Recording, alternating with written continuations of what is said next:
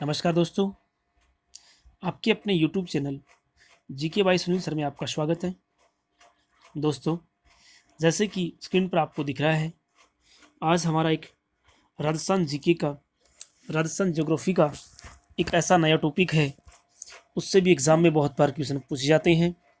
तो दोस्तों, आज हम सबसे पहले बात करेंगे राजस्थान के पशुधन के बारे में। किसके बारे में है? राजस्थान के पशुधन के बारे में। दोस्तों, आप निश्चित रहें कि राजस्थान पुलिस, पटवार, रीच और अन्य भर्तियाँ, जहाँ भी जितने भी राजस्थान जीके के और इंडिया जीके के टॉपिक हैं, उन सभी टॉपिकों के वीडियो मैं यहाँ डालूँगा। निश्चित रहें कि उन वीडियो में डाले गए जो क्वेश्चन हैं, वो एग्ज़ाम में मेरी तरफ से मैं ये कहूँगा कि वो क्वेश्चन 100% आएंगे। उसमें से 100% क्वेश्चन आने की संभावना है। आप निश्चित रहें। अगर किसी विद्यार्थी को, किसी दोस्त को यह ज़रूरत है कि उसको वह टॉपिक समझ में नहीं आया और वो पहले पढ़ना चाहता है, तो कमेंट बॉक्स में उस टॉपिक का नाम लिखें। अगला वीडियो उसी टॉपिक से संबंधित आएगा, मैं डाल दूंगा और आप उसमें से पढ़कर, सुनकर, देखकर उसका अध्ययन कर सकते हैं। तो साथियों, आज हम सबसे पहले बात करेंगे। पहला ही क्वेश्चन है, राजस्थान में थारपारकर नस्ल की गाय का उत्पत्ति स्थल है। दोस्तों, आपको पता होगा थारपारकर, जैसे हम पश्चिम का मरुस्थल थार जो है उससे संबंध रखते हैं।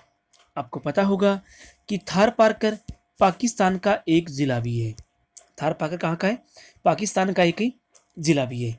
यह क्वेश्चन पूछा गया है कि थारपारकर नस्ल एक राज्य में पशु है और वह कौन सा है? गाय।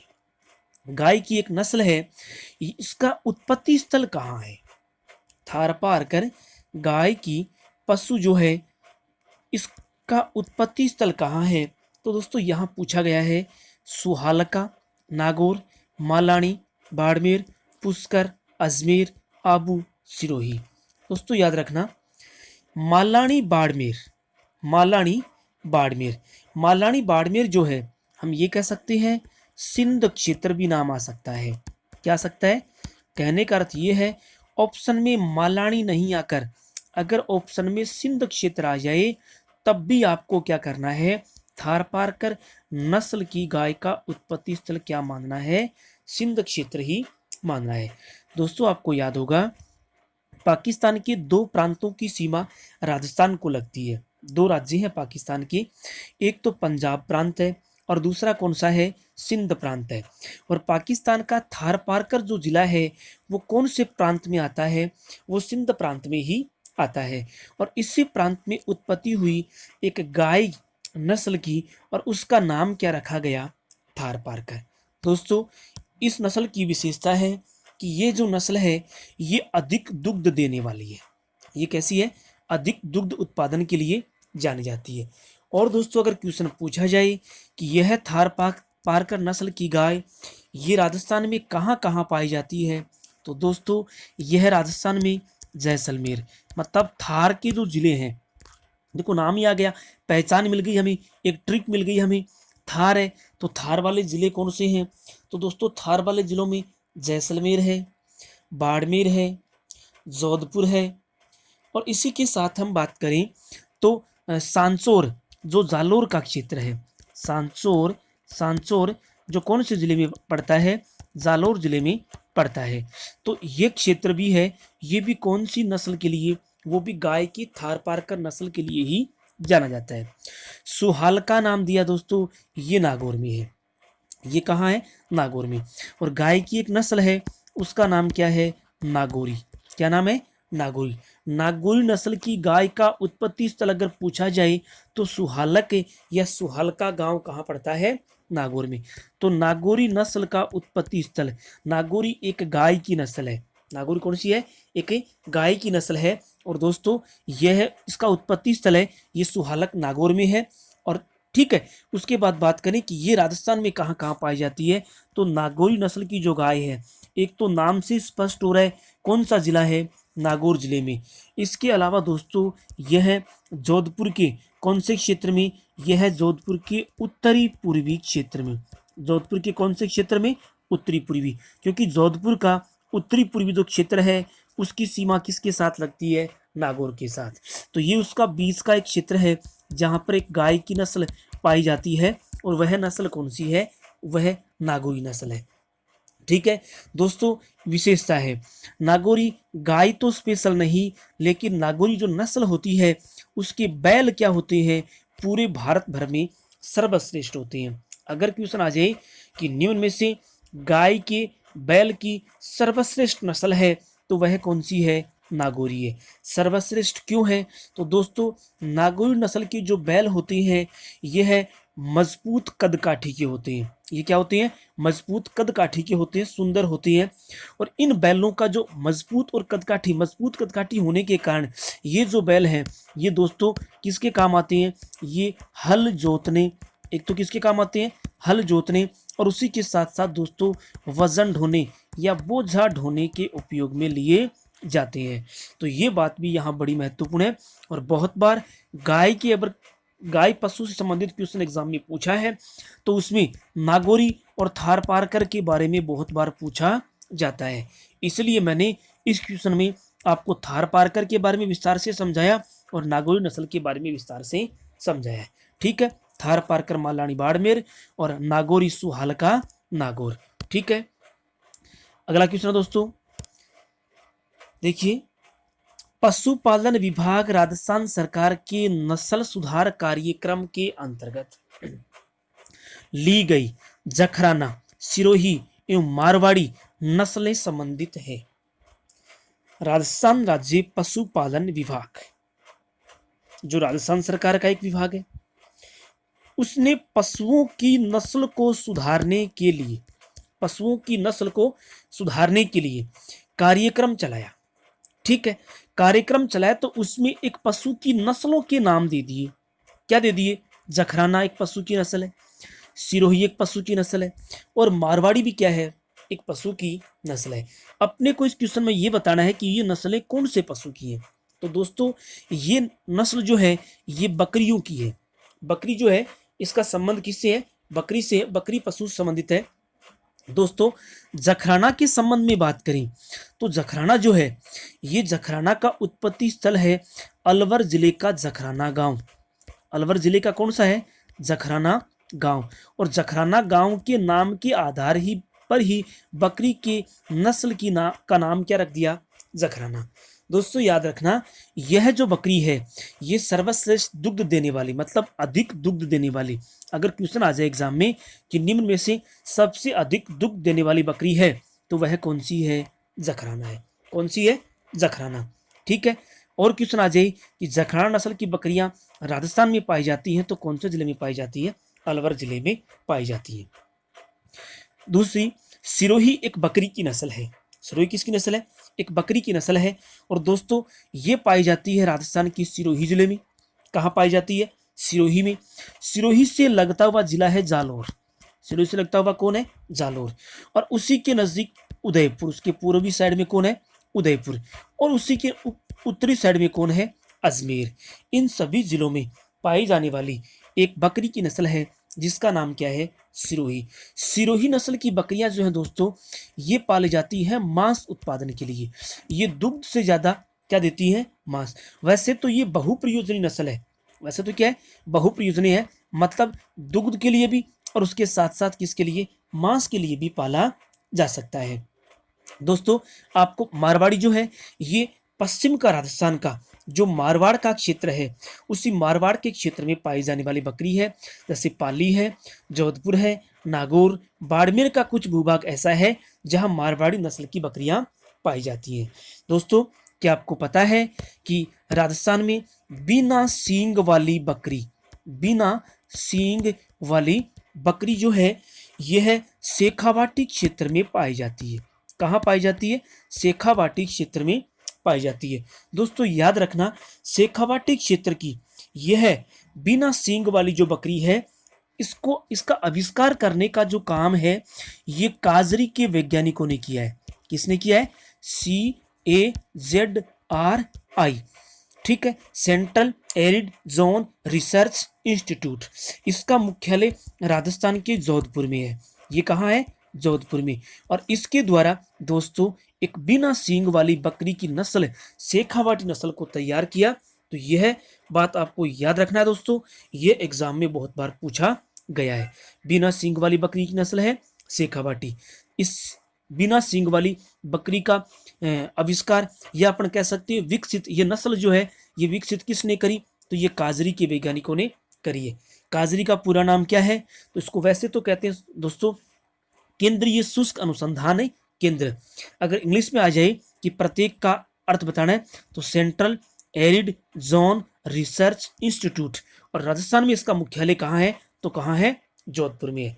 ये भी आता है कि काजरी का मुख्यालय निम्न में से स्थित है, तो वह कहाँ स्थित है? जोधपुर में स्थित है। ठीक है दोस्तों, राजस्थान में सर्वाधिक बकरियां कहाँ पाई जाती हैं? तो राजस्थान में सर्वाधिक बकरियां पश्चिम के राजस्थान का जिला बाड़मेर। कौन सा जिला है? बाड़मेर में। उसके बाद में कहाँ पाई जाती है? जोधपुर में। और उसके बाद में कहाँ पाई जाती है? जैसलमेर में पाई जाती है। तो ये राजस्थान में बकरियों के संबंध में मैंने मेरी तरफ से बहुत से क्वेश्चन यहाँ एक साथ हल करवाने की कोशिश करी है। तो दोस्तों ये तरीका मुझे अच्छा लगा, आपको कैसा लगा है मुझे कमेंट बॉक्स में यहाँ पे जरूर बताएं। अगला क्वेश्चन है, केंद्रीय भेड़ व ऊन अनुसंधान संस्थान निम्न में से कहाँ स्थित है? मतलब ये दोस्तों केंद्र सरकार का एक उपक्रम है। केंद्र सरकार का एक उपक्रम केंद्रीय भेड़ व ऊन अनुसंधान संस्थान। देखो नाम दे दिया केंद्रीय, तो केंद्र सरकार का। पशु का नाम दे दिया भेड़। दोस्तों यहाँ पर भेड़ और खरगोश दोनों का है। भेड़ और किसका है? खरगोश है, दोनों का। और दोनों की ऊन के अनुसंधान का केंद्र है केंद्र ये भेड़ एवं ऊन अनुसंधान केंद्र। अगर ये क्वेश्चन पूछा जाए कि केंद्र ये खरगोश ऊन अनुसंधान केंद्र कहाँ है, तो वो भी एक ही बात है, इसी एक स्थान पर इन दोनों के काम होते हैं, भेड़ का और किसका होता है? खरगोश की ऊन का। ठीक है, तो ये राजस्थान में दोस्तों कहाँ है? तो ये अविका नगर टोंक में है। ये कहाँ स्थित है? अविका नगर टोंक में।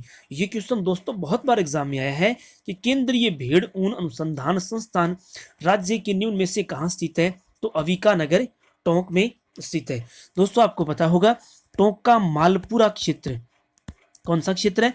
मालपुरा। ये टोंक में स्थित है। तो टोंक के मालपुरा क्षेत्र के अविका नगर में सन 1962 में इस केंद्र की स्थापना की गई।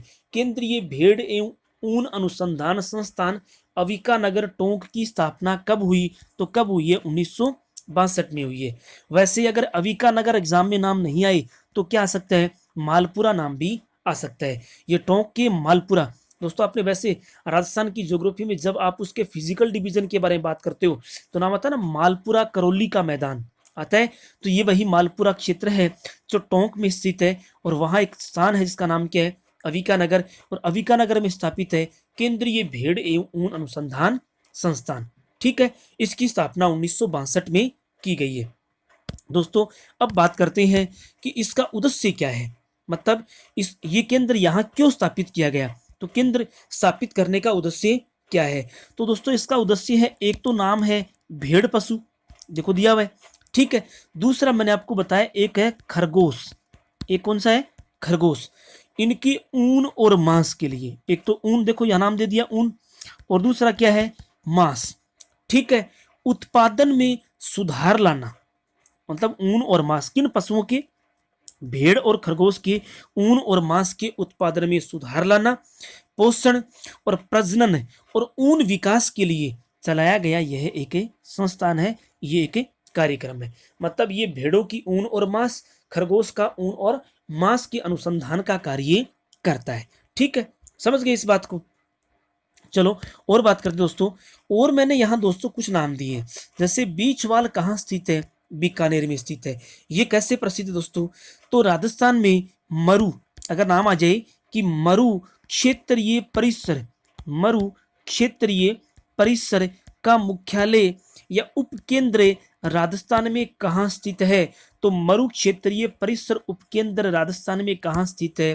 बीचवाल बीकानेर में स्थित है। एक मैंने यहाँ दोस्तों नाम दिया है जामडोली जयपुर। ठीक है, तो यहाँ पर क्या स्थित है? तो दोस्तों यहाँ पर स्थित है राजस्थान राज्य पशुधन, राजस्थान राज्य पशुधन प्रबंधन प्रबंधन प्रबंधन प्रशिक्षण संस्थान कहाँ स्थित है? तो राजस्थान राज्य पशुधन प्रबंधन प्रशिक्षण संस्थान राजस्थान में कहाँ स्थित है? तो ये राजस्थान में कहाँ स्थित है? जामडोली जयपुर। ये एक क्वेश्चन डेफिनेट आता है दोस्तों एग्जाम में, किसी न किसी पशु के केंद्र के बारे में पूछा जाता है, क्योंकि राजस्थान में जितनी भी पशुओं की नस्लें हैं, चाहे वो भैंस के संबंध में, भेड़, बकरी, गाय, ऊंट, अश्व, सुअर, खरगोश, ये जितने भी पशु हैं उनके कहीं प्रजनन केंद्र, कहीं इनके अनुसंधान केंद्र स्थापित किए गए हैं। ठीक है, तो एक क्वेश्चन जो है इसके अनुसंधान का आता है, इसलिए मैंने यहाँ दिया है कि जामडोली कैसे प्रसिद्ध है। तो जामडोली स्थान पर राजस्थान राज्य पशुधन प्रबंधन प्रशिक्षण केंद्र काम करता है, जामडोली जयपुर में। ठीक है, करनाल हरियाणा में क्या है? तो राष्ट्रीय डेयरी डेयरी ऊन अनुसंधान संस्थान, राष्ट्रीय डेयरी अनुसंधान संस्थान जो है, राष्ट्रीय, अगर क्वेश्चन आ जाए कि राष्ट्रीय डेयरी डेयरी अनुसंधान संस्थान कहाँ है? राष्ट्रीय डेयरी अनुसंधान संस्थान, तो राष्ट्रीय डेयरी अनुसंधान संस्थान जो है वो कहाँ है? करनाल हरियाणा में स्थित है। कहाँ स्थित है? करनाल हरियाणा में। तो मैंने चारों ऑप्शनों को कोई ना कोई क्वेश्चन बताया मैंने। केंद्रीय भेड़ व ऊन अनुसंधान संस्थान तो स्थित है अबिकानगर टोंक में। उसके बाद में बीचवाल में क्या स्थित है दोस्तों? तो बीचवाल में स्थित है मरु क्षेत्रीय परिसर उपकेंद्र स्थित है। जामडोली जयपुर में राजस्थान राज्य पशुधन प्रबंधन प्रशिक्षण संस्थान स्थित है, और करनाल हरियाणा में राष्ट्रीय डेयरी अनुसंधान संस्थान है। तो ये बात भी आपको यहाँ गौर करनी है, ध्यान रखना है। अगला क्वेश्चन दोस्तों, भारत की पहली केमल मिल्क डेयरी निम्न में से कहाँ स्थापित की गई? केमल मिल्क डेयरी का मतलब है ऊंट। ठीक है, ऊंट से संबंधित है। तो ऊंटनी के दुग्ध की डेयरी, भारत की पहली ऊंटनी के दुग्ध की डेयरी कहाँ स्थापित की गई है?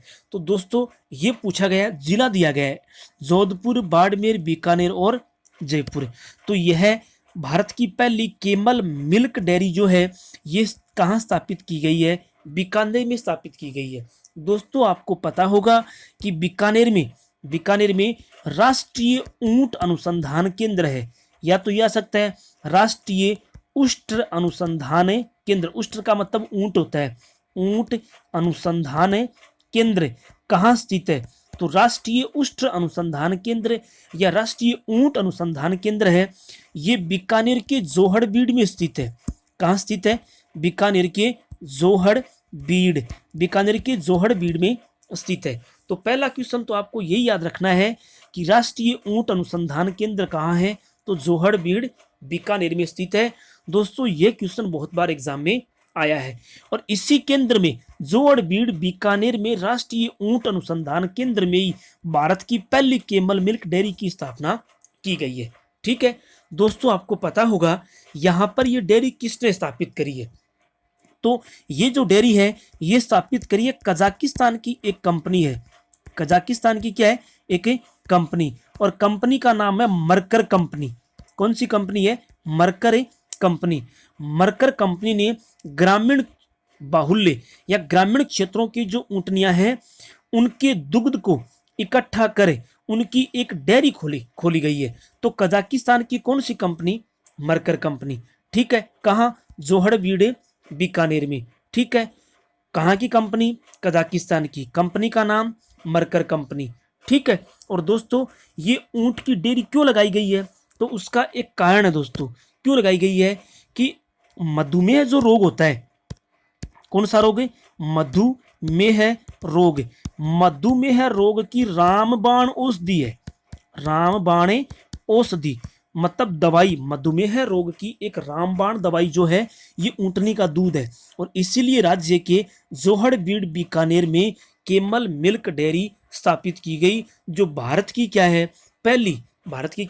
पहली केमल मिल्क डेयरी है। ऊंटनी के दूध की क्या है? डेयरी है।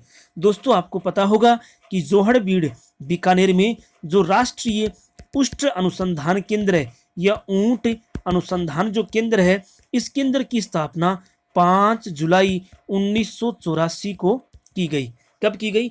ये क्वेश्चन भी दोस्तों एग्जाम में आ सकता है कि राष्ट्रीय ऊंट अनुसंधान केंद्र की स्थापना कब की गई? तो राष्ट्रीय ऊंट अनुसंधान केंद्र की स्थापना 5 जुलाई 1984 को कहाँ की गई? जोहड़बीड़े, बीकानेर में। और वहीं पर भारत की पहली कैमल मिल्क डेयरी स्थित है।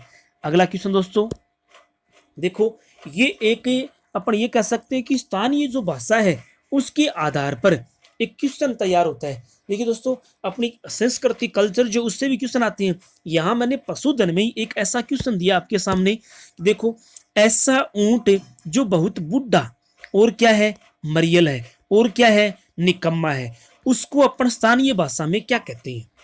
देखो, ऐसा ऊंट जो उम्र में तो क्या हो गया है, बुढ़ा, मरियल है, कमजोर है, काम करता नहीं, क्या है, निकम्मा है। तो ऐसे ऊंट को दोस्तों अपन क्या कहते हैं? तो दोस्तों ऐसे ऊंट को क्या कहते हैं? डगरो कहते हैं। क्या कहते हैं? डगरो। एग्जाम में क्वेश्चन आ सकता है कि ऐसा ऊंट जो बहुत बुढ़ा, मरियल, निकम्मा होता है उसको क्या कहते हैं? डगरा कहते हैं। दोस्तों ऐसे मैंने इनके और कुछ नाम दिए, स्थानीय नाम दिए। क्या? जैसे डोलन, ये नाम डोलन भी है और ये डोलन भी है। क्या है? डोलन। कि डोलन का मतलब क्या? डोलन ऊंट कैसा होता है? तो ऐसा ऊंट जो दोस्तों खड़ा खड़ा क्या है, कभी दायां चलता है, कभी बायां, डोलता रहता है। ऐसा ऊंट जो दाएं बाएं डोलता रहता है, दाहिने बाईं ओर चलता मतलब हिलता रहता है, ऐसे ऊंट को अपन क्या कहते हैं? डोलन ऊंट कहते हैं। दोस्तों अगला ऑप्शन है जमीकत। क्या है? जमीकत क्या है? ये ऐसे भी आ सकता है दोस्तों, जमीक नाम पूरा आ सकता है, जमीक खत, जमीक खत, ये भी नाम आ सकता है कि जमीक खत। जमीकत क्या है? जमीकत वैसे स्थानीय भाषा में एक ऊंट है। स्थानीय भाषा में क्या है? एक ऊंट है। ये क्या होता है? ऐसा ऊंट जो बहुत तीव्र गति से चलता है। ऐसा ऊंट जो बहुत तीव्र गति से चलता है। क्या चलता है? तीव्र गति से चलता है। ऐसे ऊंट को अपन क्या कहते हैं? जमीकत ऊंट कहते हैं। ठीक है दोस्तों, इसी तरह एक नाम और है कि पकट। क्या है? पकट भी एक ऊंट का ही नाम है। तो ऐसा ऊंट जो काफी वृद्ध हो गया है, काफी बूढ़ा हो गया है, काफी वृद्ध और क्या हो गया है? परिपक्व हो गया है। भाई वृद्ध हो गया तो वह इसका मतलब क्या है? परिपक्व है। वो क्या है? परिपक्व है। तो ऐसे ऊंट जो वृद्ध और परिपक्व होते हैं उनको अपन क्या कहते हैं? पाकट कहते हैं। क्या कहते हैं? पाकट। ठीक है। इसी तरह दोस्तों एक नाम और भी आता है, जैसे यहाँ ऑप्शन में नहीं दिया अजय की लागट। क्या है? क्या नाम अजय? लागट। क्या है? लागट। तो लागट देखो, वे ऊंट जिनके चलते समय, जब वो चलते हैं ना, तो चलते समय समय उनके पैर जो होते हैं मतलब पांव जो होते हैं वो पेट से घर्षण करते हैं। पेट से क्या करते हैं? घर्षण, घिसते हैं। ऐसे ऊंट को क्या कहते हैं? लागट ऊंट कहते हैं। तो ऐसे स्थानीय भाषा के जो मारवाड़ी शब्द जिसको कह सकते हैं, ऐसे शब्दों की भी अपनी संस्कृति के हिसाब से क्वेश्चन पूछा जा सकता है। तो डगरो का मतलब बहुत बुढ़ा, मरियल और निकम्मा होता है, उसको क्या कहते हैं? डगरा कहते हैं। जो अपने स्थान पर दाएं बाएं हिलता रहता है उसको क्या कहते हैं? डोलन कहते हैं।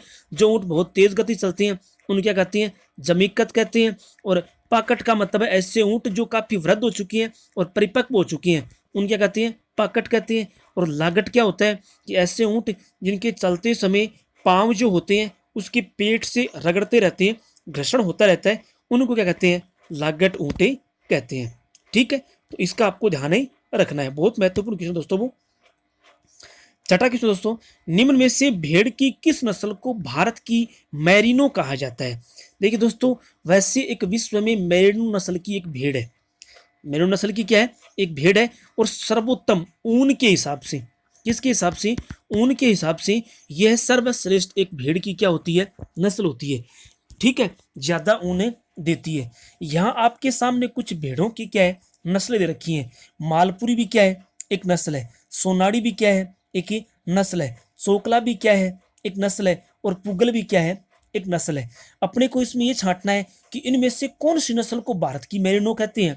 मतलब उस ऑस्ट्रेलिया की भेड़ की तुलना भारत की एक भेड़ से, राजस्थान की एक भेड़ से करी है, तो कौन सी भेड़ से करी है? तो दोस्तों इस क्वेश्चन का अपना आंसर है वो चोकला भेड़ है। कौन सी भेड़ है? चोकला। कि राजस्थान में पाई जाने वाली चोकला नस्ल की जो भेड़ है वो राजस्थान की मेरिनो नहीं, वो क्या कहलाती है? भारत की मेरिनो कहलाती है। और दुनिया के ऑस्ट्रेलिया में पाई जाने वाली जो मेरिनो भेड़ है उससे उसकी तुलना की गई है। तो याद रखना, ये क्वेश्चन एग्जाम में बहुत बार पूछा गया है। दोस्तों एक बात और याद रखना आपको कि चोकला नस्ल की जो भेड़ है वो राजस्थान में कहाँ पाई जाती है। तो ये राजस्थान का एक तो बीकानेर का क्षेत्र है। कौन सा क्षेत्र है? बीकानेर। इस तरह दोस्तों ये चूरू का क्षेत्र है। इस तरह दोस्तों ये जयपुर, झुंझुनू, सीकर का जो क्षेत्र है, यहाँ पर कौन से प्रकार की भेड़ पाई जाती है? चोकला नस्ल की भेड़ ही पाई जाती है। ठीक है, तो ये इस तरह से आपको यादें करना है दोस्तों। और इसका नाम भी एक और है कि ये भारत की मेरिनो चोकला जो है, इसको अपन क्या कह सकते हैं? इसको दोस्तों स्थानीय स्तर पर शेखावाटी नस्ल, कौन सी नस्ल है? शेखावाटी। और शेखावाटी के साथ साथ इसे दोस्तों और किस नाम से जानते हैं? और इसे छापर नस्ल के नाम से भी जाना जाता है। कौन सी नस्ल के नाम से? छापर नस्ल के नाम से शेखावाटी नस्ल की। क्वेश्चन एग्जाम में आ सकता है कि निम्न में से भेड़ की किस नस्ल को छापर भेड़ भी कहते हैं? तो वह कौन सी है? चोकला।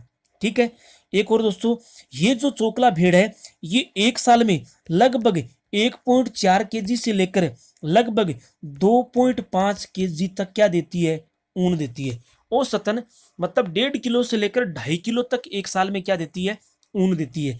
इसी वजह से इसे क्या कहा जाता है? भारत की मेरिनो कहा जाता है। दोस्तों याद रखना, मालपुरी भी किसकी नस्ल है? एक भेड़ की नस्ल है। मालपुरा नाम आया था, उसी मालपुरा के आधार पे नाम क्या है? मालपुरी है। मालपुरा कहाँ है? टोंक। तो इसका मतलब ये भेड़ राज्य में कहाँ पाई जाती है? टोंक। टोंक से लगता कौन सा जिला है? जयपुर। तो कहाँ पाई जाती है? जयपुर में। उसी टोंक के नजदीक कौन है? सवाई माधोपुर। तो मालपुरी कहाँ पाई जाती है? ये टोंक में है, ये जयपुर में है, ये सवाई माधोपुर। और जयपुर से लगता हुआ कौन सा भाग? अजमेर। ठीक है, इन सभी जिलों में पाई जाने वाली भेड़ की नस्ल कौन सी है? मालपुरी नस्ल है। दोस्तों ये जो इस भेड़ की नस्ल की भेड़ जो है, इसकी ऊन जो होती है ये ऊन मोटी होती है। ऊन क्या होती है? मोटी होती है। और जिन भेड़ों की ऊन मोटी होती है उन उस ऊन से बनाए जाते हैं क्या? गलीचे बनाए जाते हैं। क्या बनाए जाते हैं? गलीचे। तो ध्यान रखना, ये था कौन सी नस्ल के बारे में? मालपुरी नस्ल के बारे में। उसके बाद में एक और ऑप्शन दिया है, सोनाड़ी। ठीक है, सबसे पहले हम बात करेंगे कि सोनाड़ी नस्ल की जो भेड़ है वो राज्य में कहाँ पाई जाती है। तो सोनाड़ी नस्ल की भेड़ राज्य में पाई जाती है उदयपुर में, ये पाई जाती है डूंगरपुर में, ये पाई जाती है चित्तौड़गढ़ में। कहाँ पाई जाती है? चित्तौड़गढ़ में। और ये पाई जाती है बांसवाड़ा में। ठीक है, कहने का अर्थ ये है दक्षिणी राजस्थान। कौन सा राजस्थान? दक्षिणी राजस्थान में पाई जाने वाली भेड़ की नस्ल कौन सी है? सोनाड़ी है। कौन सी है? सोनाड़ी। ठीक है, सोनाड़ी को दोस्तों चनोथर भी कहते हैं। सोनाड़ी क्या कहते हैं? सोनाड़ी को चनोथर। निम्न में से कौन सी भेड़ को चनोथर कहा जाता है? तो कौन सी भेड़ को चनोथर कहा जाता है? सोनाड़ी नस्ल की भेड़ को चनोथर भी कहते हैं। ठीक है, तो ये बात भी आपको यहाँ याद रखनी है। दोस्तों एक आपको पता होगा कि जितने भी भेड़ की नस्लें हैं उनमें सबसे ज्यादा लंबे कानों वाली, सबसे ज्यादा लंबे कान कौन सी भेड़ की हैं? तो सबसे ज्यादा लंबे जो कान है वो किसकी हैं? सोनाड़ी की है। जब ये जमीन पर घास चरती है तो दोस्तों इसके कान जमीन को स्पर्श कर जाते हैं, इतने लंबे कान होते हैं, इसलिए इसको क्या कहते हैं? चनोथर कहते हैं। इसकी मूल नस्ल क्या है? सोनाड़ी है। ये दक्षिणी राजस्थान में पाई जाती है। तो ऐसे क्वेश्चन आपको यहाँ याद रखने हैं। इसकी भी दोस्तों ऊन मोटी होती है, इसलिए क्या बनाए जाते हैं? गलीचे बनाने के काम में ली जाती है। ठीक है, पुगल। पुगल भी एक भेड़ की नस्ल है। अब पुगल नाम आते ही आप समझ गए होंगे कि ये पुगल कहाँ स्थित है? तो बीकानेर में स्थित है। कहाँ स्थित है? बीकानेर। बीकानेर का पश्चिमी भाग। दोस्तों एक बात और याद रखना, अगर एक ही ऑप्शन आ जाए, एक ही ऑप्शन आ जाए कि निम्न में से कौन से स्थान पर भेड़ की पुगल नस्ल पाई जाती है, तो बीकानेर का पश्चिमी भाग। बीकानेर का पश्चिमी भाग, दक्षिणी भाग जो है उससे लगता है जैसलमेर। तो पुगल नस्ल की भेड़ कहाँ पाई जाती है? जैसलमेर, बीकानेर और नागौर में। और कहाँ पाई जाती है? नागौर में पाई जाती है। तो ये बात आपको यहाँ दोस्तों यादें रखनी है। ठीक है, तो मैंने लगभग एक ही क्वेश्चन में लगभग भेड़ों के बारे में यहाँ मैंने कुछ महत्वपूर्ण बातें आपको बताई हैं। दोस्तों ये आपको कैसा लगा ये तरीका, मुझे आप कमेंट बॉक्स में जरूर बताएं। ठीक है, अगला क्वेश्चन है, लोही, बारबरी, पर्वतसरी एवं जमुनापरी निम्न में से किस पशु की नस्ल है? लोही, बारबरी, पर्वतसरी, जमुनापरी निम्न में से किस पशु की नस्ल है? तो दोस्तों यह नस्ल किसकी है? बकरी की है। किसकी है? बकरी की। ऐसे क्वेश्चन भी दोस्तों, ये क्वेश्चन मैंने क्यों दिया, जैसे आपको लगता होगा कि भैया क्वेश्चन बिल्कुल आसान है, ये हमें आता है। मेरा बताने का मतलब ये भी है कि ऐसे ऐसे क्वेश्चन भी एग्जाम में पूछे जा सकते हैं। यहाँ मैंने बकरी की नस्ल लिखी है, वहाँ वो भेड़ की पूछ सकता है एग्जाम में, वो ऊँट की पूछ सकता है, वो अश्व की पूछ सकता है, वो गाय या भैंस के संबंध में पूछ सकता है। तो आपको पहला काम तो यही करना है, जब आप पशुधन के बारे में पढ़ो तो प्रत्येक पशु की जो नस्ल है उनको आपको 100% याद करना है, क्योंकि ऐसा क्वेश्चन दोस्तों तभी हल कर पाएंगे जब आपको प्रत्येक पशु की नस्ल के बारे में आपको याद होगा। तो यहाँ लोही, बारबरी, परबतसरी और जमुनापरी है, वो किसकी नस्ल है, वो बकरी की नस्ल है। दोस्तों लोही जो नस्ल है ये राजस्थान में कहाँ पाई जाती है, तो ये राजस्थान का उत्तरी पश्चिमी मरुस्थलीय जो क्षेत्र है वहां पर ये पाई जाती है। मतलब हम लोही को मारवाड़ी नस्ल भी कह सकते हैं। थोड़ी देर पहले हमने बात करी थी, कौन सी नस्ल है, मारवाड़ी नस्ल भी इसे अपने कह सकते हैं। इस तरह दोस्तों बारबरी जो है ये पाई जाती है दक्षिण राजस्थान में बांसवाड़ा। कहाँ पाई जाती है, बांसवाड़ा। इस तरह के पूर्व में, अगर उसके बाद पूर्व में आए, बांसवाड़ा को छोड़ दीजिए, उसके बाद आप पूर्व में आते हैं तो किसका नाम आता है, अलवर का। उसके बाद में अलवर से लगता हुआ जिला कौन सा है, भरतपुर। कौन सा है, भरतपुर। उसके बाद में भरतपुर से लगता हुआ कौन सा है, करौली। ठीक है, और सवाई माधोपुर। इन सभी जिलों में एक बकरी की नस्ल पाई जाती है, और वह कौन सी होती है, बारबरी नस्ल की बकरी होती है। ठीक है दोस्तों, परबतसरी, परबतसरी भी एक बकरी की नस्ल है, और ये परबतसर नाम देखो, परबतसर क्या नाम है, परबतसर। परबतसर दोस्तों आपको पता होगा कहाँ है, नागौर में है। कहाँ है, नागौर में। तो परबतसरी नस्ल है, तो ये परबतसर नागौर में। नागौर से लगता हुआ जिला कौन सा है, अजमेर। अजमेर से लगता हुआ जयपुर, और जयपुर के बाद ये टोंक। इसी क्षेत्र में पाई जाने वाली एक बकरी की नस्ल है जिसका नाम क्या है, परबतसरी। ठीक है, उसके बाद अगली नस्ल है जमुनापरी। राजस्थान में कहाँ पाई जाती है, तो दोस्तों जमुनापरी जो है ये, हम एक ही बात से आप इसको याद रखें कि यह राजस्थान के हाड़ौती क्षेत्र में पाई जाने वाली बकरी की एक नस्ल है। कौन सा क्षेत्र है, हाड़ौती। और हाड़ौती में कौन आता है, हाड़ौती में आता है कोटा, हाड़ौती में आता है बूंदी, हाड़ौती में आता है झालावाड़। इन तीनों जिलों में, वैसे 12 भी आता है, लेकिन यहाँ बकरी जमुनापरी नस्ल की बात करें तो कोटा, बूंदी और झालावाड़ जिले में पाई जाने वाली एक बकरी की क्या है, नस्ल है। ठीक है, ठीक है दोस्तों, तो इस तरह से आपको यहाँ यादें करना है। दोस्तों मैंने भेड़ की नस्लों के बारे में बता दिया, बकरी की नस्ल के बारे में बता दिया, और गाय की नस्लों के बारे में पहले बता दिया है। एक अश्व, अश्व मतलब घोड़ा, कि राज्य में घोड़े की कैसी कैसी नस्लें पाई जाती हैं, तो मालनानी। कैसा है, मालनानी। देखिए दोस्तों मालनानी बाड़मेर जो है वहां पर आपने एक बात करी थी, वहां थारपारकर गाय का उत्पत्ति स्थल भी माना गया है, लेकिन ये मालनानी एक घोड़े की नस्ल है। मारवाड़ी क्या होता है, मारवाड़ी एक घोड़े की नस्ल भी है। वैसे लोही मारवाड़ी भी एक बकरी की नस्ल है, लेकिन मारवाड़ी एक घोड़ा अश्व की नस्ल है। और काठियावाड़ी गुजरात की जो मूल नस्ल है, ये काठियावाड़ी नस्ल के भी क्या होते हैं, घोड़े होते हैं। तो ये अश्व की नस्लें काठवाड़ी, मालनानी और मारवाड़ी किसकी नस्लें हैं, घोड़ों की नस्लें हैं। अगला क्वेश्चन दोस्तों, राजस्थान में राज्य स्तरीय पशु मेले सबसे ज्यादा निम्न में से किस जिले में भरते हैं। मतलब ये क्वेश्चन इस तरह से भी आ सकता है कि राजस्थान में राज्य स्तरीय पशु मेले सबसे ज्यादा निम्न में से कौन से जिले में आयोजित किए जाते हैं। ठीक है, वैसे दोस्तों झालावाड़ में भी मेले का, पशु मेले का आयोजन होता है। ठीक है, नागौर में भी होते हैं, बाड़मेर में भी होता है, और जोधपुर में भी होता है। ठीक है, लेकिन यहां पूछा गया है कि इन जिलों में से सबसे ज्यादा, इन जिलों में से सबसे ज्यादा पशु मेलों का आयोजन करने वाला जिला, तो वह कौन सा है, नागौर। वह कौन सा है, नागौर जिले में सबसे ज्यादा पशु मेलों का आयोजन होता है। जैसे आपने नाम सुना होगा श्री बलदेव, श्री बलदेव पशु मेला। बलदेव पशु मेला कहाँ लगता है, तो ये लगता है मेड़ता नागौर में। कहाँ लगता है, मेड़ता नागौर, मेड़ता सिटी नागौर आपने नाम सुना होगा। तो श्री बलदेव पशु मेले का आयोजन भी मेड़ता नागौर में। इसी तरह बात करें नागौर में और मेले की, तो वह वीर तेजाजी या श्री तेजाजी पशु मेला, तेजाजी पशु मेला, तेजाजी पशु मेला, ये लगता है दोस्तों परबतसर नागौर में, परबतसर नागौर में। अभी थोड़ी देर पहले परबतसरी एक बकरी की नस्ल भी आई थी। और यहाँ एक वीर तेजाजी पशु मेले का आयोजन होता है पर्वतसर नागौर जिले में। ठीक है दोस्तों, अधिकांशतः नागौर में लगने वाले पशु मेले मुख्यतः कौन सी नस्ल की मुख्यतः कौन से पशु, मुख्यतः गाय पशु के लिए जाने जाते हैं। दूसरा और मेले का आयोजन नागौर में दोस्तों श्री रामदेव पशु मेले का आयोजन कहाँ होता है? तो रामदेव पशु मेले का आयोजन मानासर नागौर में होता है। कहाँ होता है? मानासर नागौर में।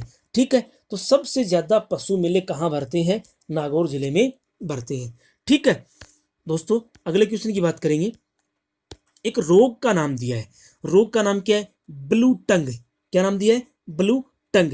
ब्लू टंग रोग निम्न में से कौन से पशु का है? तो दोस्तों याद रखना, ब्लू टंग जो रोग है ये कौन से पशु का है? ये भेड़ पशु का है। कौन से पशु का है? भेड़ पशु का है। दोस्तों याद रखना, ब्लू टंग जो रोग है ये वायरस जनित रोग है। कैसा है? वायरस जनित रोग, या फिर नाम आ सकता है विषाणु जनित रोग। कैसा है? विषाणु जनित रोग। तो भेड़ में पाए जाने वाला एक रोग है ब्लू टंग, जो वायरस जनित रोग कहलाता है। ठीक है, अगला है निम्न में से कौन सी भेड़ की नस्ल नहीं है? निम्न में से कौन सी भेड़ की नस्ल नहीं है? याद करना दोस्तों आपको कि इसमें से कौन सी ऐसी है जो भेड़ की नस्ल नहीं है? माली, मालपुरी, सोनाड़ी और मालवी। और क्या है? मालवी। दोस्तों आपको पता होगा मालवी एक गाय की नस्ल है। मालवी एक क्या है? गाय की नस्ल है। ठीक है, और ये जो गाय है ये मूल रूप से दोस्तों पाई जाती है ये दक्षिणी पूर्वी राजस्थान में, जैसे झालावाड़, डूंगरपुर, बांसवाड़ा, कोटा, उदयपुर। ये जो मध्य प्रदेश की सीमा के लगभग ऐसे जिले जिनकी सीमा किसको लगती है? मध्य प्रदेश से लगती है, उन सभी जिलों में पाए जाने वाली एक गाय की नस्ल है, और वह कौन सी है? मालवी है। देखो मालवी नाम है दोस्तों, तो इसका मतलब ये है कि इसका उत्पत्ति स्थान मध्य प्रदेश में मालवा का पठारी क्षेत्र है। कौन सा क्षेत्र है? मालवा का पठारी क्षेत्र। तो इसका मतलब हमारा आंसर निकल गया है, मालवी भेड़ की नस्ल नहीं है, मालवी किसकी नस्ल है? गाय की नस्ल है। नाली, मालपुरी और सोनाड़ी, इन तीनों के बारे में आपको पहले बता चुका हूं, और ये सभी किसकी नस्लें हैं? भेड़ों की। यहां नहीं दिया है, तो इसमें से एक ऑप्शन ऐसा है जो कौन से पशु की नस्ल नहीं है? भेड़ की नहीं है। वो कौन से की है? वो गाय की नस्ल है, जो पाई जाती है झालावाड़ में, जो पाई जाती है डूंगरपुर में, जो पाई जाती है बांसवाड़ा में, जो पाई जाती है कोटा में, उदयपुर में। मतलब इसका मूल स्थान है मध्य प्रदेश का मालवा क्षेत्र। अगला क्वेश्चन दोस्तों, ऑपरेशन फ्लड का संबंध है। ऑपरेशन फ्लड का संबंध है, ऐसा क्वेश्चन दोस्तों बहुत बार एग्जाम में पूछा जाता है। इस बात का बिल्कुल आपको ध्यान रखना है। ऑपरेशन फ्लड का भेड़ के दुग्ध उत्पादन को बढ़ाना, बाढ़ नियंत्रण के लिए, दुग्ध उत्पादन को बढ़ाना, दुग्ध की गुणवत्ता में सुधार करना। लगभग दोस्तों ये ऑप्शन तो एक अलग है, बाकी सभी में दुग्ध नाम आया है। आया नाम। अब बड़ा कठिन काम है यहां इसको छांटना। ठीक है, तो इसके लिए क्या है? ऑपरेशन फ्लड का संबंध याद रखना दोस्तों, ऑपरेशन फ्लड का संबंध है दुग्ध उत्पादन को बढ़ाना। क्या करना है? दुग्ध उत्पादन को बढ़ाना। क्या दोस्तों कि राज्य भारत को दुग्ध की दृष्टि से आत्मनिर्भर बनाने के लिए चलाया गया एक कार्यक्रम है ऑपरेशन फ्लड। ठीक है दोस्तों, यह जो कार्यक्रम है ये 1970 में शुरू किया गया था। कब किया गया था? 1970 में। और जब ये शुरू किया गया था तब ये देश के कितने राज्यों में? राजस्थान सहित 10 राज्यों में शुरू किया गया था। कितने राज्यों में? राजस्थान सहित 10 राज्यों में ये शुरू किया गया। दोस्तों अगर क्वेश्चन आ जाए कि ऑपरेशन फ्लड के जनक या सूत्रधार, इसके कौन है? सूत्रधार कौन है? तो ऑपरेशन फ्लड कार्यक्रम के सूत्रधार है जिनका नाम कई बार एग्जाम में पूछा गया है, और वो है दोस्तों वर्गीज कुरियन। नाम क्या है? वर्गीज कुरियन। वर्गीज कुरियन का संबंध किससे है? तो वर्गीज कुरियन का संबंध है ऑपरेशन फ्लड कार्यक्रम से। ऑपरेशन फ्लड कार्यक्रम का संबंध है दुग्ध उत्पादन से। ऑपरेशन फ्लड कार्यक्रम कब चलाया गया? तो 1970 में। ठीक है, और उस समय कितने राज्यों में? उस समय राजस्थान सहित देश के 10 राज्यों में शुरू किया गया? मूल गुजरात था और गुजरात से लगता हुआ राजस्थान था। उनको पता था कि राजस्थान की अर्थव्यवस्था पशुधन और कृषि पर निर्भर है, कृषि है तो पशुधन है, और राज्य का राजस्थान का लाभ हमें मिल सकता है, इसलिए राजस्थान को भी इसमें शामिल किया गया। ठीक है, तो ये बात दोस्तों आपको यहाँ याद रखनी है। बिल्कुल ऐसे क्वेश्चन एग्जाम में पूछे जाते हैं। अगला क्वेश्चन दोस्तों, अविका क्रेडिट कार्ड योजना का संबंध है। पीछे के पेपर उठा के देखना दोस्तों, एक साल में अगर 10 एग्जाम लगती है तो उसमें से कम 2 से 3 एग्जामों में भेड़ पर और अविका जो योजना है उससे संबंधित क्वेश्चन पूछा जाता है। ठीक है, तो ध्यान रखना। तो यहाँ क्वेश्चन पूछा गया है, अविका क्रेडिट कार्ड योजना का संबंध है। किससे संबंध? पशुपालकों को ऋण उपलब्ध कराना, पशुपालकों की बीमा कराना, भेड़ पालकों को ऋण उपलब्ध कराना और दवा वितरण केंद्र। बिल्कुल ऑप्शन मैंने बिल्कुल क्लोज दे दिए। आपको इतना तो पता है कि ऋण उपलब्ध कराता है या फिर बीमा करवाता होगा, दवा वितरण केंद्र तो नहीं है। ठीक है, इसके लिए दोस्तों आपको याद रखना है, देखिए पशुपालक का मतलब तो ये है कि वो भैंस भी पालता है, वो बकरी भी पालता है, वो भेड़ भी है, ऊंट भी है, सभी के लिए। लेकिन अविका क्रेडिट कार्ड योजना है वो स्पेशल कौन सी? भेड़। स्पेशल कौन है? भेड़। तो भेड़ पालकों को ऋण उपलब्ध कराना है। क्या करना है? भेड़ पालकों को ऋण उपलब्ध कराना है। दोस्तों इस योजना की शुरुआत 2004-5 में की गई थी। कब की गई थी? 2004-5 में।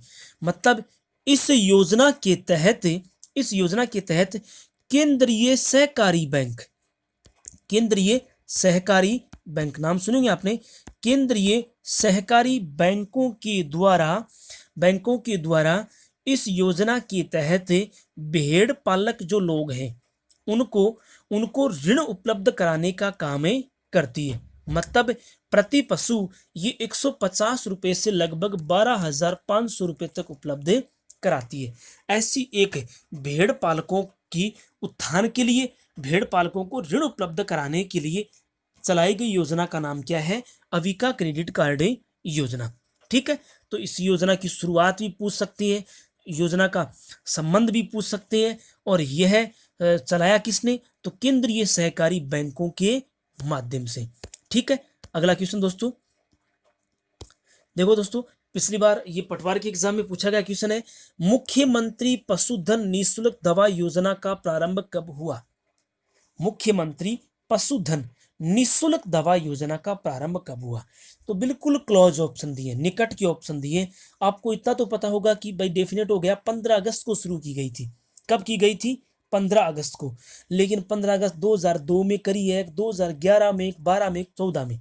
तो दोस्तों आपको याद रखना है, मुख्यमंत्री पशुधन निःशुल्क दवा योजना का प्रारंभ 15 अगस्त 2012 को किया गया। क्या किया गया? 15 अगस्त 2012 को किया गया। दोस्तों इस मुख्यमंत्री पशुधन निःशुल्क दवा योजना को हम ये भी कह सकते हैं कि ये पशुधन निःशुल्क आरोग्य दवा योजना भी है। इसका नाम ये भी आ सकता है आरोग्य दवा योजना। मतलब पशुधन निःशुल्क आरोग्य दवा योजना नाम भी आ सकता है। तो भी ये क्या होगा? 15 अगस्त 2002 ही होगा। ठीक है, इसके तहत क्या होता है? इसके तहत पशु स्वास्थ्य सेवाओं के लिए आवश्यक जो दवाइयाँ होती हैं वो पशुपालकों को निःशुल्क उपलब्ध करवाई जाती हैं। और इसी उद्देश्य के लिए, कहने का मतलब कृषक, पशुपालक जो लोग हैं उनके उत्थान के लिए, कि उनके पशु जब बीमार हों तो उनके दवा के ज़्यादा पैसे ना लगें, तो उनके उत्थान के लिए फ्री में चलाई गई एक योजना है। इसकी शुरुआत 15 अगस्त 2012 को की गई। अगला क्वेश्चन है दोस्तों, देश का पहला गोमूत्र बैंक कहाँ स्थापित किया गया? देश का पहला गोमूत्र बैंक, तो दोस्तों याद रखना, पथमेड़ा जालोर में देश का पहला गोमूत्र बैंक स्थापित किया गया। और कब किया गया? देश का पहला गोमूत्र जो बैंक है यह दोस्तों 3 मई 2015 को किया गया। कब किया गया? 3 मई 2015 को। तो ये भी आ सकता है कि देश का पहले गोमूत्र बैंक की स्थापना कब हुई? तो 3 मई 2015 को। देश का पहला गोमूत्र बैंक कहाँ स्थापित किया गया? तो पथमेड़ा जालोर में। ठीक है, ऐसा क्वेश्चन भी एग्जाम में आ सकता है। अगला और लास्ट क्वेश्चन है दोस्तों, प्रदेश की अर्थव्यवस्था में सकल घरेलू आय में पशुपालन का योगदान कितना है? कि अपने राज्य की जो अर्थव्यवस्था है, इसमें देखिए इस अर्थव्यवस्था में कृषि का योगदान भी होता है, पशुधन का योगदान भी होता है, हम बात करें उद्योगों का योगदान भी होता है, परिवहन का योगदान भी होता है। लेकिन यहाँ पूछा गया है कि राज्य की अर्थव्यवस्था के सकल घरेलू उत्पादन में या सकल घरेलू आय में पशुधन का योगदान कितने प्रतिशत है? तो दोस्तों याद रखना 10% है कि राज्य की अर्थव्यवस्था की सकल घरेलू आय में पशुधन का योगदान कितना है? 10% है। तो ये भी बड़ा अपने आप में एक महत्वपूर्ण क्वेश्चन है। दोस्तों आज के लिए सिर्फ इतना ही। आपको ये क्लास कैसी लगी मुझे आप कमेंट बॉक्स में ज़रूर बताएं। अपने दोस्तों को शेयर करें और चैनल को सब्सक्राइब करें, बेल आइकन को दबाएं ताकि आपको सबसे पहले नोटिफिकेशन मिल सके। Thank you. जय हिंद।